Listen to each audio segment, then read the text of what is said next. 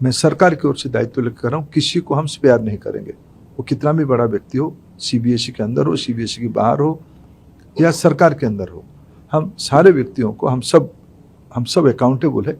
Democracy में हम कुछ ही चीज़ों से हम भाग नहीं रहे, लेकिन हमें अपने बच्चों को, जो 17 लाख बच्चे परीक्षा दिए हैं, उनकी हितों की हमारी सर्वोपरि है। हम पूरा आश्वस्त करते हैं इसको। बच्चे अभी ये पुराना प्रक्रिया है, लोग परीक्षा देते हैं मैन्युअली, वो रीचेकिंग और रिवैल्यूएशन के लिए अप्लाई करते हैं, उनको फिर उसकी प्रश्न को लेकर उनको रिवैल्यूएशन किया जाता है। इस बार उसको ऑनलाइन डिजिटल किया गया है। इसको हम आश्वस्त करते हैं, उसको व्यवस्थित कर लिया जाएगा। आज हमने जो सीबीएसई की 12th की जो एग्जामिनेशन लेके कुछ विषय सामने आई है, उसकी एक रिवैल्यूएशन अभी शुरू होगा। 17 लाख विद्यार्थी परीक्षा दिए थे, उनमें से हर एक की जो कॉपी उन्होंने आंसर किया है, इससे 98 लाख कॉपी पे उनकी उत्तर सुरक्षित है। 98 लाख कॉपी यानी एक एक कॉपी में 40 पेजेस है। लगभग 40 करोड़ स्कैन कॉपी, जिसके ऊपर पहली बार सीबीएसई ने इवैल्यूएशन प्रोसेस किया। ओएसएम उसको कहा। ओएसएम एक प्रोग्रेसिव इंस्ट्रूमेंट है।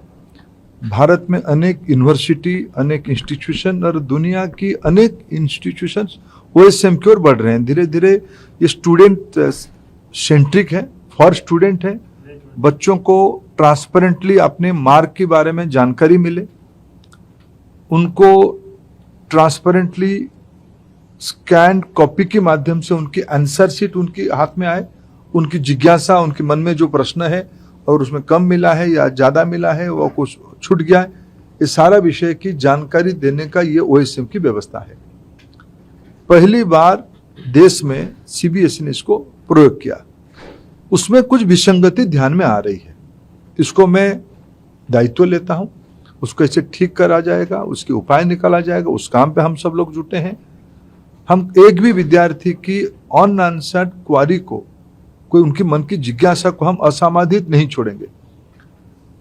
ये ट्रांसपेरेंसी के साथ साथ क्वालिटेटिव एक विषय है, क्वालिटी की उपलब्धि कराने का एक विषय है। इसमें अनेक सुधार होने की संभावना भी है। उसमें जो कुछ विसंगति आई है, जब इतने बड़े मात्रा में इसको व्यवस्था किया गया, मैंने जैसे कहा 40 करोड़ पेपर स्कैन हुई है, उसमें से 17 लाख में से 4 लाख स्टूडेंट्स लौट के आए हैं। अपना आंसर शीट को उन्होंने अपने हाथ में लिया है। लगभग 11 लाख कॉपी उनके पास गया है, उसको भी वो देख रहे हैं। इसकी फिर हम लोगों ने आज बैठ के हमारी सारे जब थोड़ा चिंता आई, सीबीएसई ने बहुत सारे अच्छे एजेंसियों को भी, अभी आईबी को भी इन्वॉल्व किया है। उसमें भारत सरकार की जो सारे टेक्नोलॉजी को सर्टिफाई करने वाले वो एजेंसी भी काम पे लगे हैं। हमने विशेष करके 2 आईआईटी को, हमारे आईआईटी कानपुर, आईआईटी मद्रास, दोनों डायरेक्टर को अनुरोध किया था। हमारे देश के 2 कॉम्पिटेंट इंस्टीट्यूशन है, उनकी भी एक्सपर्ट टीम आके उसमें काम कर रहा है। अभी मैंने वित्त मंत्री जी को अनुरोध किया था कि पेमेंट सुगम करने के लिए, पेमेंट गेटवे को व्यवस्थित करने के लिए उन्होंने 4 पीएसयू बैंक को फिनेंशियल सर्विस डिपार्टमेंट ने सीबीएसई के साथ जोड़ा। SBI, Indian bank, bank of Baroda और कानारा बैंक, ये सारे लोग अपना पेमेंट गेटवे को सीबीएसई के पोर्टल के साथ इंटीग्रेशन भी कर चुके हैं। हमारी पूरा आईआईटी का एक एक्सपर्ट प्रोफेसर ग्रुप उसको निगरानी कर रहा है। और सीबीएसई की जो सॉफ्टवेयर बना है, उसकी जो कोडिंग वगैरह है, कि इंटरनल कैपेसिटी के लोग बनाए हैं, इंटरनल लोग बनाए, या जो टीम करके हम लोग इसकी बच्चों को कोई और दिक्कत ना आए। जो दिक्कत आई है उसके लिए हम जिम्मेदारी लेते हैं, हम खेद प्रकट करते हैं। और मैं आपको आश्वस्त करता हूँ, अगर कोई इंटेंशनल जिम्मेवार रहेगा, मैं सरकार की ओर से दायित्व लेकर कर रहा हूँ, किसी को हम स्पेयर नहीं करेंगे। वो कितना भी बड़ा व्यक्ति हो, सीबीएसई के अंदर हो, सीबीएसई के बाहर हो या सरकार के अंदर हो, हम सारे व्यक्तियों को हम सब अकाउंटेबल है।